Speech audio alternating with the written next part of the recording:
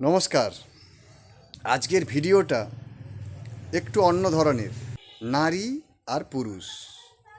পুরুষ প্রকৃতপক্ষে কি আর নারী বা প্রকৃতপক্ষে কি? নারী হলো শক্তি আর পুরুষ হলো জড়। এই নেগেটিভ আর পজিটিভ নিয়েই কিন্তু বিশ্ব সংসার চালিত হচ্ছে, সেই মহাকাশ থেকে আর পাতাল পর্যন্ত।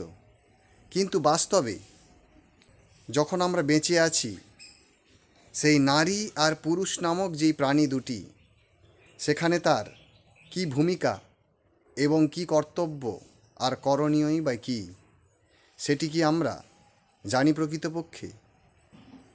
তাহলে আজকের ভিডিওটা মনোযোগ দিয়ে শুনুন।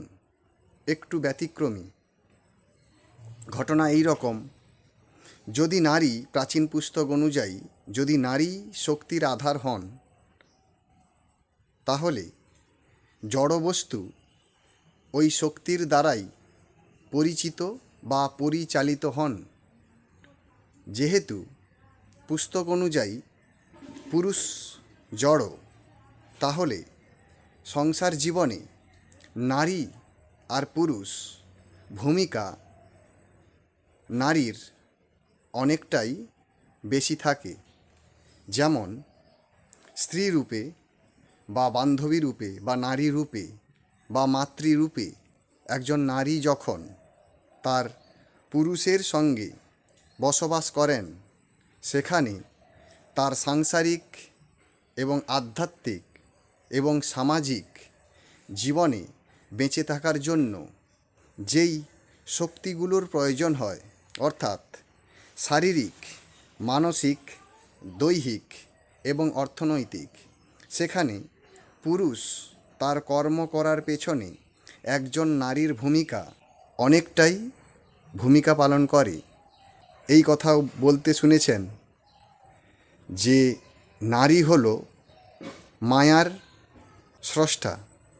সেই নারী যদি মায়া সৃষ্টি করেন এবং নারীর থেকেই যদি প্রকৃতপক্ষে একটু মায়া সৃষ্টি হয়, সেই মায়াটি কী রূপে ওই পুরুষের ওপর পতিত হচ্ছে, সেটি সন্তান হতে পারে এবং সেটি পতি বা স্বামীও হতে পারে, কিংবা বন্ধুও হতে পারে। আমি নারী হয়ে ওই পুরুষের ওপর কেমন দৃষ্টি নিক্ষেপ করছি বা কতটাই বা তাকে শক্তি প্রদান করতে পারি, সেটির গুরুত্ব সিংহভাগই নারীর ওপর পড়ে। তাহলে সেক্ষেত্রে নারী যদি শক্তির আধার হন, তাহলে সেই নারী তাকে তার ব্যক্তিগত আধ্যাত্মিকতা এবং তার অন্তর্নিহিত শক্তির কতটা তাকে অর্জন করে থাকতে হবে, তবেই তিনি আর একজনকে প্রত্যক্ষ এবং পরোক্ষভাবে শক্তি প্রদান করতে পারবেন। সেটি প্রেম, ভালোবাসা, স্নেহ, মমতা এবং সহধর্মিতা পালনের জন্য।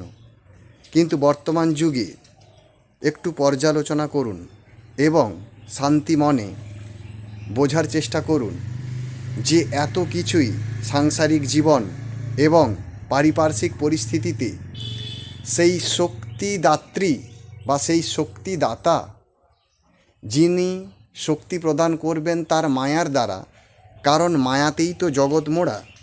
কিন্তু সেই মায়া প্রদানকারী নারী আজ শক্তিহীন হওয়ার ফলে প্রকৃতপক্ষে বিচ্ছিন্ন হয়ে যাচ্ছে বিশ্ব ব্রহ্মাণ্ডের ফ্রেম, যেই ফ্রেমে কোনো সম্পর্ক বা কোনো কিছু সৃষ্টি নির্ভর করে।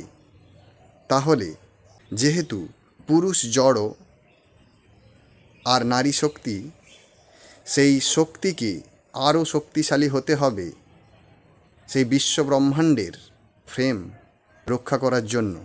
কারণ নারীর মধ্যে এতটাই শক্তি প্রদান করেছেন প্রকৃতি, যেখানে বলা হয়েছে যে নারীই পারেন সব কিছুই করতে। তিনি তার মায়ার দ্বারা এবং গভীর প্রেমের দ্বারা যদি দৃষ্টিপাত করেন, কোনো পুরুষ তার ওপর প্রভাবিত হবেই। সেখানে কেন পুরুষ আজ সেই নারীর নিয়ন্ত্রণে নেই? গভীর চিন্তা করুন।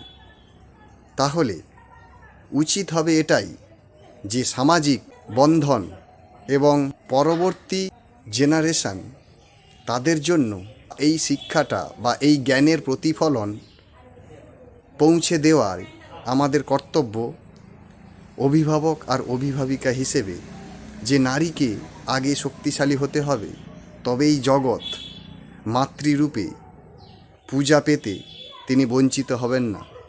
ওম শান্তি।